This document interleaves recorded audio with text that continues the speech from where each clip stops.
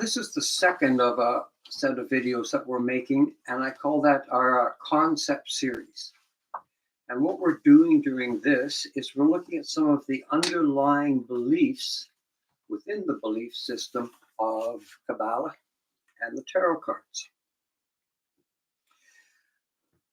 The first lesson we did was on the idea, it's not really directly related to tarot cards, but what it is a way of explaining to somebody how your belief system deals with the idea of creation. Creation seems to start from nothing and become something. But we learned that the idea of zero isn't the absence of everything. Zero is actually a subset of -1 and 1. In the tarot cards, that concept is explored in the magician, who, although his effect on Earth might be zero, his composition is -1, +1, which means within him is the possibility for all existence. And as the magician moves down into the high priestess, we see that as everything being released. This is called the Tzimtzum. It's 2 restrictions of God, 2 restrictions of the intelligent universe that appeared to be nothing. It condensed within that within that condensed area. It made a relatively hollow point, and into that hollow point it injected our universe, and our universe appeared as the Tree of Life. The Tree of Life is a template. All of creation is based on this template. It is a molecule, it is a constellation, it is our psychology. And I had a letter just the other day, somebody telling me it was also our chakras. Anything that can be put onto the Tree of Life will fit onto anything else. It becomes sort of like a universal puzzle piece. So that was the last lesson, the idea that quantum physics has taught us that our idea of an absolute vacuum doesn't exist. When all else is removed, you are left with the 0-point field, which is a rarefied, very mild energy field that seems to pop in and out of existence in a seemingly random way and is perhaps affected by whether or not we're looking at it. It's a very strange thing. So the first lesson was how something can possibly come from nothing. And as I said, it's not directly related to tarot cards, but it's interesting and it gives us the foundation for our belief system. Today, we're moving into a really fundamental belief when we're talking about tarot cards, and that's left and right. And that's what we're going to talk about today. And we're going to look at the examples of how the cards, when they are laid, the leftness or the rightness of each card determines a great part of its meaning. In Kabbalah, in tarot cards, we don't use the idea of actions being good or evil, or good and bad. Those tend to be the results, and any action can result in good or bad. It's meaningless when discussing the process. It's only really relevant when discussing the end. This is the Kabbalistic way of looking at the cards, and the cards were designed to teach the Kabbalistic Tree of Life. There is a continuum. That continuum, we'll say, runs underneath the Tree of Life and the Tree of Knowledge. On the far left is the column of severity. There's the column of severity, the Tree of Life.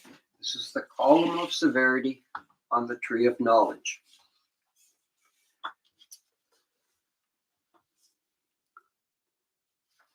I think left side, yeah. On the right side is the column of mercy.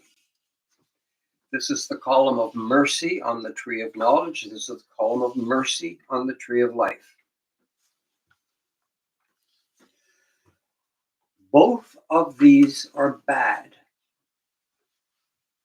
In between them is good. And that's one of the few times we're going to use those words, because the whole point of this was there are other words, Kabbalistically speaking, that we'll use to describe those values. So extremes are bad. Extremes are bad, exactly. And the extremes can sometimes seem positive, but they're not. And we have to look at what seems to be here, and words change over time. So as Josh said, we're looking at the extremes here. Today, the words don't mean the same as they used to mean. Today, when we think of severity, we think of cruelty. When we think of mercy, we think of kindness. A person who doesn't know might think that this is the pillar of cruelty and the pillar of kindness, and that is not true at all. This is a continuum that goes both ways from the middle, and it gets worse, worse, worse in either direction. We have to redefine what severity and mercy mean. It no longer means cruelty and kindness. Those are modern day interpretations of those words. Severity means restriction, and the best way, if you're just getting used to this concept, is to call this pillar of severity the pillar of clean. The other pillar, the pillar of mercy, call that grow. That way we've assigned positive words to both pillars, and we don't have to deal with the burden of modern language usage. The column of severity restricts. The column of mercy includes. We'll take a little bit of a look at gardening, a little look at medicine for a second. In gardening, if you take your garden and before you plant, you clean it so well that you actually sterilize the soil. You remove any foreign objects. You plant your garden, you may find the seeds sprout, but they don't grow very well. Because without the bacteria active in the soil, there'll be a whole lot less nutrient take-up by the plants. Too much clean will result in a sterile garden. Let's go the other way. Grow. If you let your garden grow everything, including pests, unwanted bacteria, mold, weeds, your garden will choke, and the plants you want won't be able to survive. Both of these are extremes, and neither one is good for the garden. In medicine, this idea of grow could be good foods, good nutrition, things like that help you metabolize foods. On clean, this is restrict. This means keeping germs out, keeping certain bacteria away, not allowing the intrusion of unwanted things.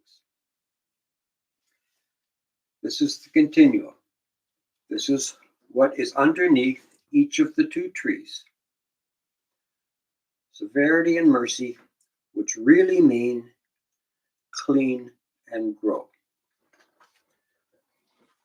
So we're going to move on from this, and you'll also see the key to how the cards work and how this system underpins the whole design and use of tarot cards. We have the Fool card. This is the only mobile card, and this signifies the aspirant. As we later on go on the Fool's journey up the tree of life, and then later on when he's older, up the tree of knowledge, the Fool will move. We're going to now see how the secret of this knowledge and all the stories that we can tell evolve with a very simple deck of playing cards. Most of the tarot deck is composed of 4 suits of cards that go from ace to king, just like our present day suit. The only difference is instead of only jacks, there are pages and knights. But it's essentially a modern playing deck. On top of this, I think people who were wandering passed around this knowledge and kept this knowledge by use of an innocuous looking addition to playing cards that are the 22 major arcana. They claimed this was used for games, but really it was used to explain a fairly elaborate system, and we'll get on with that right now. I haven't numbered these yet. 1, 2, 3, 4, 5, 6, 7, 8, 9, 10 on both, and we're going to take the cards. Space number 1, card number 1, the Magician. We come down to the High Priestess, card number 2. In the third spot, card number 3. Could you explain the lines again? Okay. Oh, yeah, I really should do that. And 2 lessons from now, we're going to do a complete description analysis of the pathway. So I don't want to go too far, but this is the only set of pathways that I think I use in the pursuit of tarot understanding, and I believe it's the only path that will serve you at all. This is the path of creation, and this is the way it worked. Really, this top circle is everything. It's this room, it's this universe, and the other 9 fit within it. We represent everything as another circle, as another Sephira.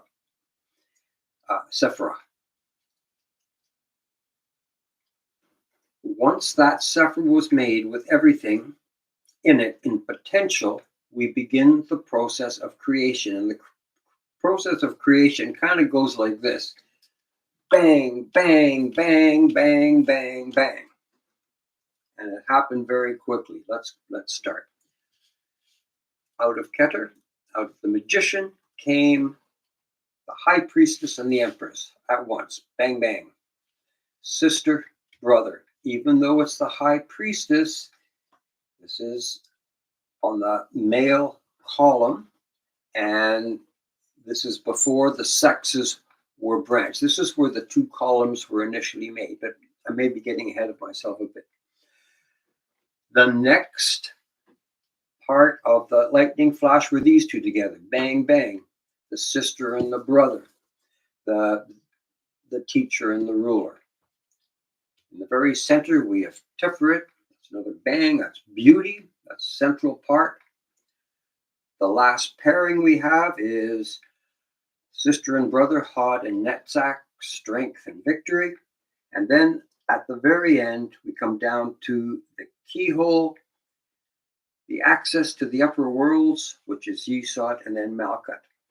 This is how the Kabbalah was formed, or how the Tree of Life was formed. When we work on the Fool moving up the tree, it is the same path. There is no other path available to us. There are no shortcuts. You cannot go here and here and here. You can't just take a 4-step process up to Keter. This is the only pathway up. That's the path of ascension, and this is the only pathway down. That's the path of creation. So we are moving. The cards are teaching this. 1, 2, 3 card. We now come to Hesed, which is mercy, and over to Gevra, which is judgment. We come out now with card number 6, which is beauties, as shown by the lovers. Netzach, victory. Warrior in his chariot. Hod, splendor. We have strength, subduing the lion. Yesod, the small entrance to the higher world, is the hermit with his glimmering light. And the very base is the Wheel of Fortune. This card looks very much like another card in the deck, and we'll see that in a minute. The difference is this card is a little mysterious. You're sort of at the mercy of the wheel. Creatures look mystical. Now, people long ago would have discovered this, rediscovered this system, except at this point, if I lay the next card down and move down, so if I go from 1 to 10, 11, 12, they don't seem to make sense. And I've tried all kinds of different patterns in the end. And then something happened that was very simple and very complicated. And as I said, this would have been discovered before, but I think there was a diversion amongst many people with a fascination with pathways. And as I said, 2 lessons from now, we're going to look into pathways entirely. But I think that made some people, and we're talking perhaps more than 100 years ago, start to look at what is the meaning of tarot cards in a way that was more pathway central than it was Sephira central. Okay, now here's the secret. The 11 card with the set of scales is at the top. From these scales, figuratively, hang the tree of life and the tree of knowledge. The 11 card is suspended. In a reading, whenever this card turns up, I will turn up another card, a support card. And here's the reason. This card is called Justice. This means you are about to get what you deserve, what you have earned. This is not avoidable. This is karma in its purest sense. I would then draw another card, and that will tell you which of the 4 suits this justice, good or bad, is going to fall in. Anyway, the justice card sits here. Now, it's a very simple thing. The 0 card sits off. It floats. 1 to 10 perfectly fills the Sephira. We put 11 up, and now we proceed. We see the magician has changed into the hangman. I always think of Nikola Tesla when I think of this, when greatness is not recognized. We see the beginning of all life, and that's suggested by the pomegranates and things in the background. We see the next card is death. The meaning of that is the beginning of life can only exist in something that was living before. We see the Empress as the temperance, birth, and alchemy being linked here. We see the Emperor, if he's famous for too long, becomes bedeviled. We've mentioned before, this is not the biblical devil. This is somebody that just becomes really dependent on adoration. We see all the teaching that can happen, and institutions and knowledge only can take you so far. That for further knowledge, you have to break out of the tower, break out of the institution. We see the lovers describing beauty in the first deck. In the second deck, we see the star, which is giving, which is the highest form of love. The first one was the love between 2 people. The second one was love demonstrated with no hope of any return. We see the chariot. When he links the 2 beasts, he's a hero. If those come undone, that's his intellect and his emotions, he will become a bit more of a wild thing and suspicious of enemies. We see strength shown in its purest form, where it doesn't need to advertise, threat, or warn. The hermit becomes judgment. What you thought was a glimmer of light beckoning you is now revealed as an all call. And the first trip up the tree, we can see 4 figures in the corner, a circle in the middle, and as we finish, we can see the very similar card, but now there's a wreath around you. That's protection, and the animals have reverted to their natural forms. We're looking now at severity and mercy, or clean and grow, or restriction and admission. We have 4 cards on the middle path. Those 4 cards are balanced. They are not tending one way or another. The cards on the other side are, when we start with the High Priestess, she's on the side of mercy. All things are allowed. We speak of the Emperor, also on the side of mercy. He is the benevolent king. He accepts all. On the side of mercy is the Chariot, who links things together, who includes things. On the other side, on the side of mercy, we see death.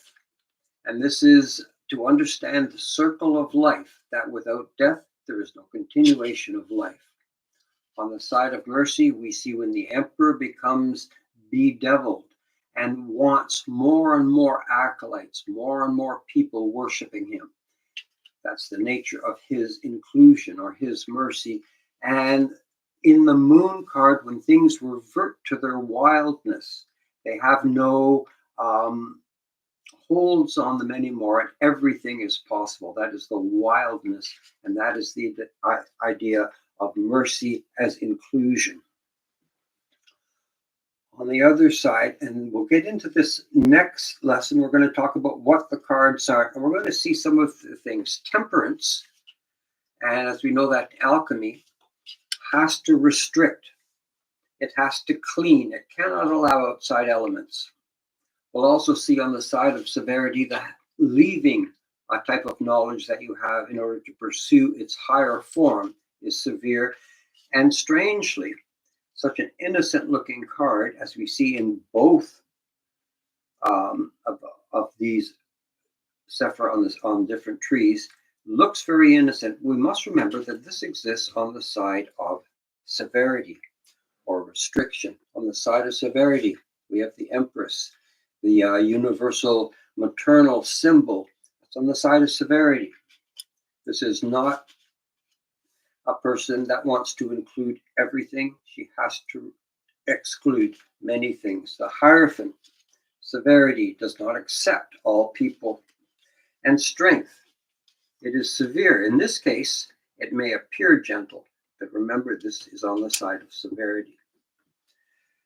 I hope this explains a little bit about the difference of this way of thinking as opposed to the idea of good and bad. Anything that is difficult or problematic in our lives can always be traced to these two ideas. The modern language for those are clean and grow.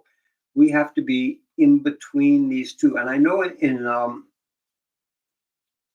maybe more in the Western civilization mind, the idea is if you're good at something, you should always push in that direction. And we have this idea of moving onwards and upwards and following a trail. And that's not this idea. This idea is based on balance. If you're really good at something, try working on some things you aren't as good at. Always work at balance. Don't charge off in one direction and convince yourself that this is a heroic mission. It's probably a lopsided adventure, and it will not work out for you at the end.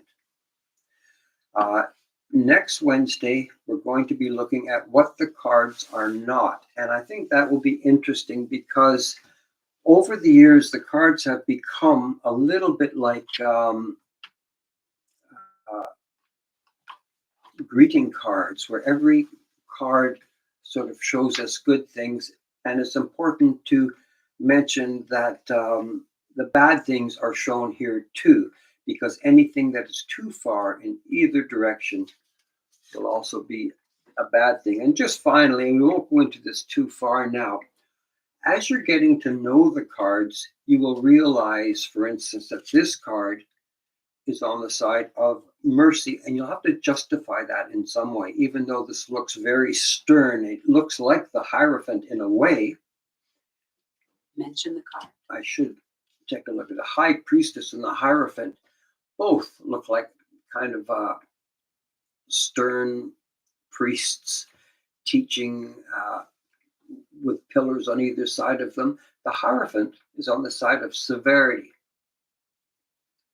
She restricts admission, where the High Priestess is on the side of inclusion, and everyone is welcome. Finally, when we're trying to understand the cards, remember that the 4 aces all have something to do with the one spot on the tree of life, and the one spot on the tree of knowledge. That will have to be merged. When you move into the two cards of the minor arcana, and you're trying to understand what these cards mean, and each card has something to do with decision making and balance and partnership, it will be helpful to know that the two cards do rest on the column of mercy. So these cards will tend to have an inclusive meaning, where the next three cards, the three cards, are all on the side of severity. These three cards will have a meaning that has to do with restriction. So Okay. those cards are the different suits. These cards, I have all the ones, twos, Okay. threes, I have all the fours together, and I could go and lay them out, but I think it would just take a lot of time. But it's just, if you want to know what any of the five cards mean, remember that they have to do with 1, 2, 3, 4. They have to do with this Sephira on severity on the tree of life, and this Sephira on severity on the tree of life. The fives, all the five cards pertain to the five spots. On the major arcana, the numbers on the first tree are just what the numbers on the tree are, 1 to 10. The secret is the 11 card, the suspension card. That lies over top. It's a very special card. And then the next 10 cards in order lie here. We finish up at a very similar spot, and each pairing of cards will tell a bit of a story. All of the stories of the cards have to do with severity and mercy, clean and grow. They have to do with the distance between them and how we try to find our place in that middle distance. And that's called the path of mildness, and that's what we're striving for.